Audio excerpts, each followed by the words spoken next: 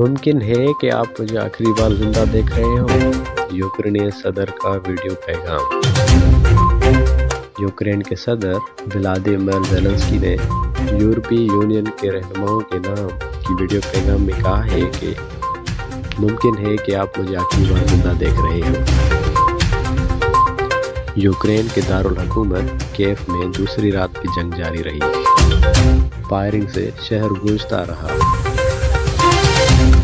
Ukraine نے روسی طیارے کو تباہ کر دیا۔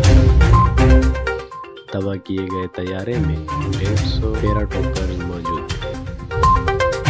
یوکرین کے صدر ولادیمیر زیلنسکی کہتے ہیں کہ روسی حکومت آج دارالحکومت پر قابض ہونے کے لیے فیصلہ کن حملہ کرنے والی ہے۔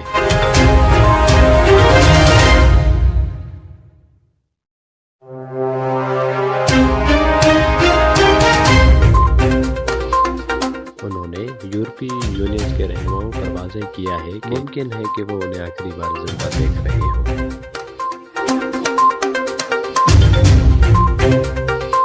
صدر زیلنسکی نے ہاتھ سے ایک ویڈیو بنائی اور سوشل میڈیا پر جاری کر دی اور انہوں نے کہا کہ آخری وقت تک آزادی کا دفاع کریں گے۔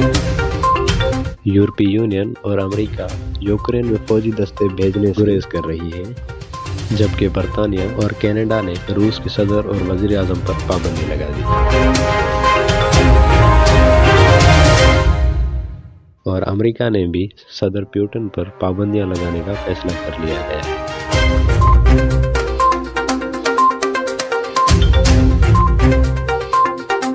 نیٹو سیکریٹری جنرل اسٹولٹنبرگ کہتے ہیں کہ اتحادیوں کی حفاظت کے لیے جو کرنا پڑا کریں